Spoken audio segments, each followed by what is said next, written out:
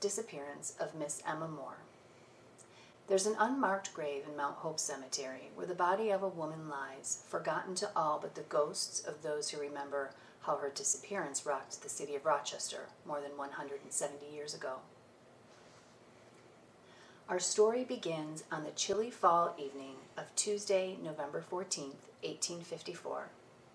Emma Moore is living with her sister and brother-in-law, Jane and Richard Whitney, and their children in a house on North Street that was once the Moore family home. Emma and Jane's mother died in 1843, and their father is now living with their brother James in the western states, specifically Illinois.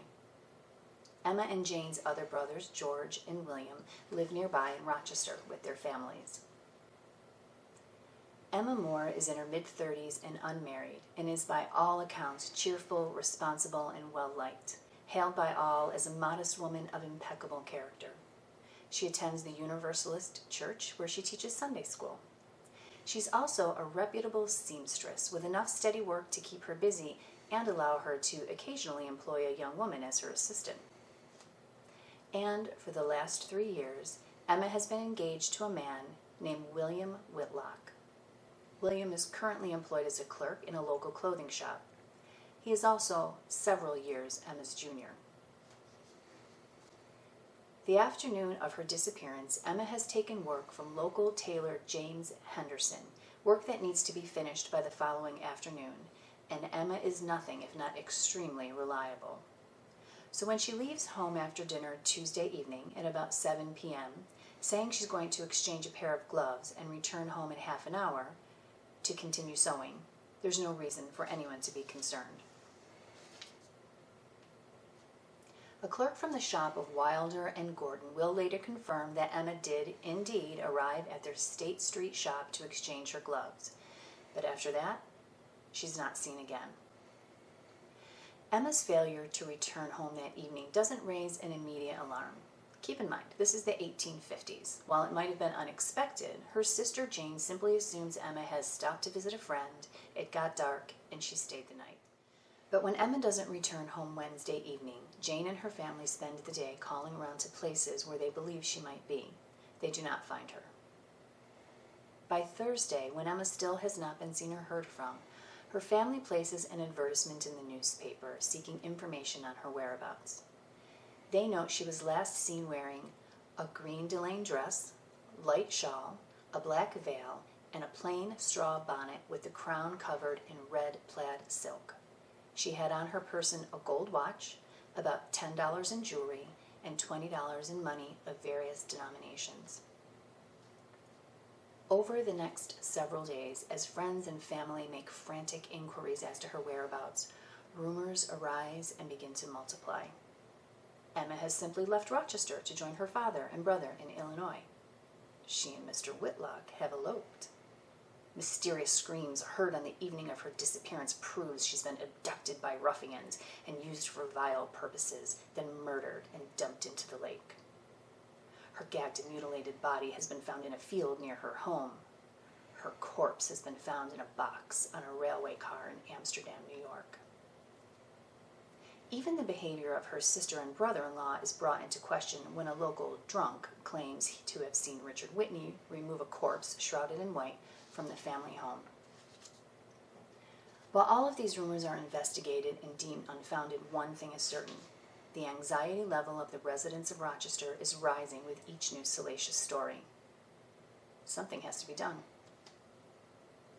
In 1854, it is the mayor's office that is charged with initiating police investigations, but Mayor Strong is of the opinion that Emma has left town of her own accord. And so, after her family's informal inquiries turn up nothing and no official investigation is open, the citizens of Rochester take it upon themselves to find her. On Thursday, November 23rd, 9 days after Emma goes missing, a group of leaders and businessmen call a public meeting to investigate the affair. Richard Whitney, Emma's brother-in-law, tells the overflowing meeting room that there was nothing unusual about Emma's demeanor the day she disappeared. She'd not had disagreements with anyone, nor given any indication she was leaving town. He confirms that Emma has indeed been engaged to Mr. Whitlock these last 3 years, but to his knowledge, no wedding date has been set. Emma's brother brothers George and William concur with Richard's account, and all who speak are in agreement that Emma Moore has not left Rochester of her own volition. At the end of the meeting, it's resolved that a committee be formed to confer with the mayor and request he offer a reward of $1,000 for the recovery of Emma Moore, dead or alive. The committee also agrees that they will meet nightly until Miss Moore is heard from again or until human endurance is exhausted. Given the hundreds of people who will attend these nightly meetings, the committee members are not the only ones determined to see this story to the end. The committee gets to work, interviewing Emma's family and eliminating them from suspicion. They search Emma's room, finding all of her personal belongings intact, including some cash and a savings book with a $100 balance. They find the unfinished sewing work. They quash more rumors that she's gone to St. Catharines, Canada to help set up sewing machines, or that she's found her way to Cincinnati or Buffalo or Davenport, Iowa. They mobilize hundreds and hundreds and hundreds of citizens to conduct organized searches of the falls, the river, the city, the surrounding areas, checking fields and swamps and barns and yards from the river to the bay to the lake shore, looking for any possible clues. Those who can't take part in the searches offer supplies or cash donations. Richard Whitney offers a $300 reward. No rumor or tip or case of mistaken identity is left unexplored. For his part, the mayor remains undeterred in his belief that Emma has left Rochester on her own. After one meeting with representatives from the committee, he's quoted as saying, "If she is dead and buried, we can find her 6 months hence as well as now." By December, weather begins to hamper search efforts, and while the committee continues to meet, little of public interest is discussed.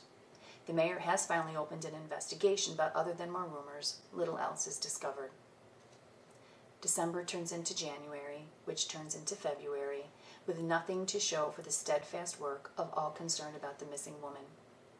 The mayor finally offers that $1,000 reward, but in the absence of new information, there's nothing to do but rehash old leads and debate with those who still hold to the opinion that Miss Moore is alive and well. On Monday, March 19th, 1855, they'll realize how wrong they were.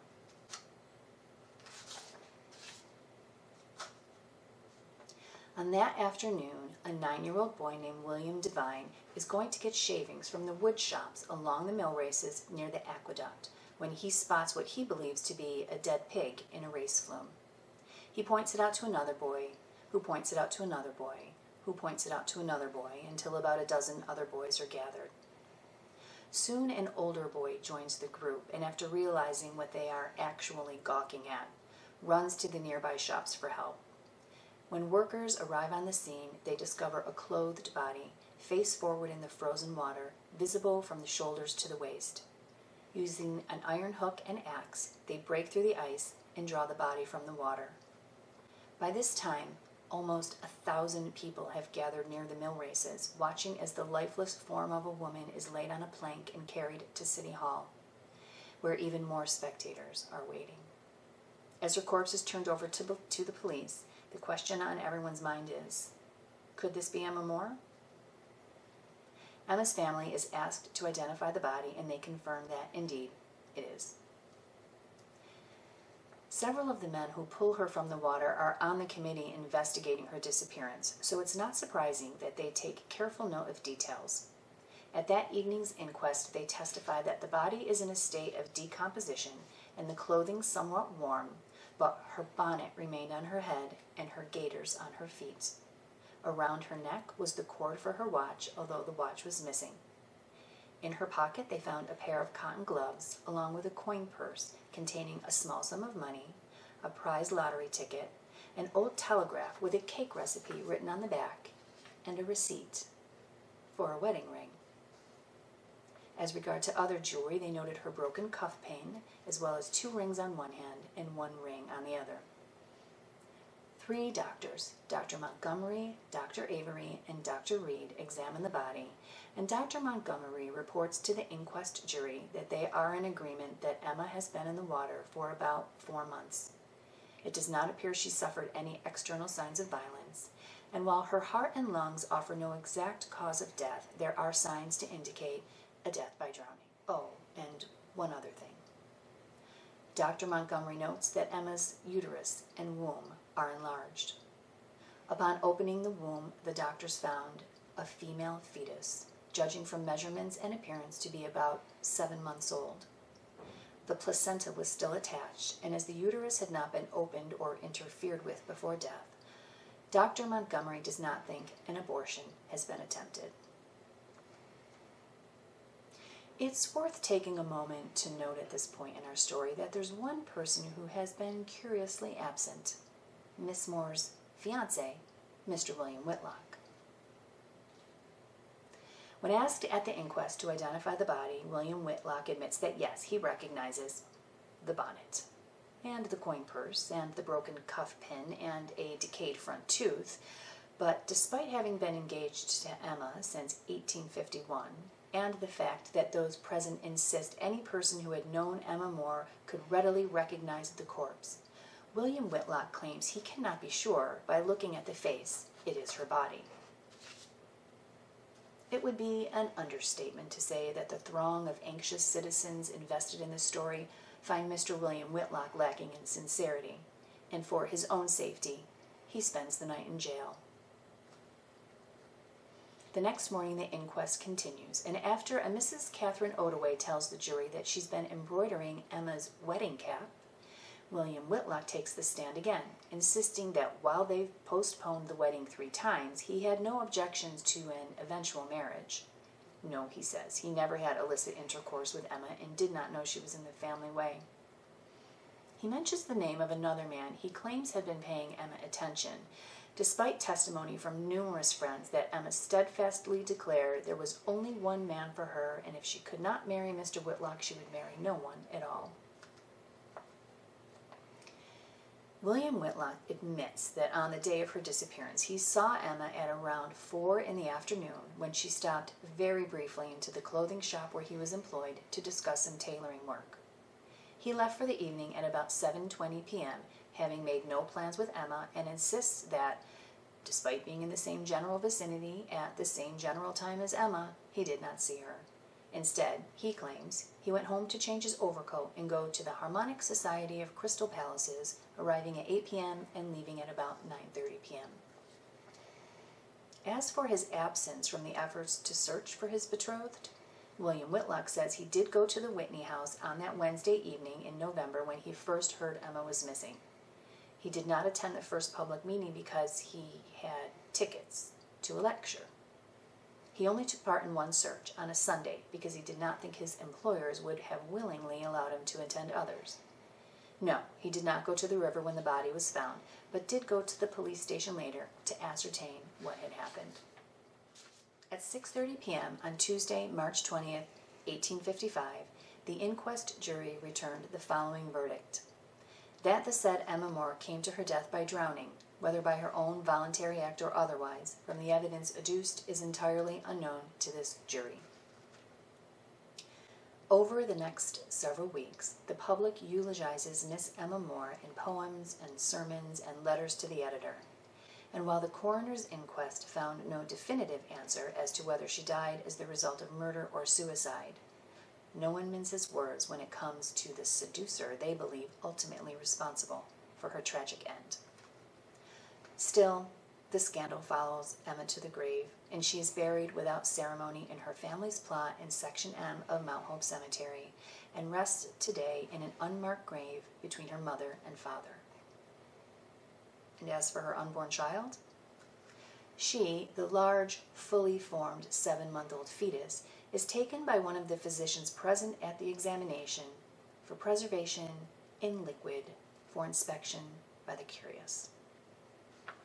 I don't presume to know the thoughts of the dead, but I imagine that Emma Moore's spirit still walks the earth, seeking justice, seeking redemption, and seeking the final resting place of her unborn child.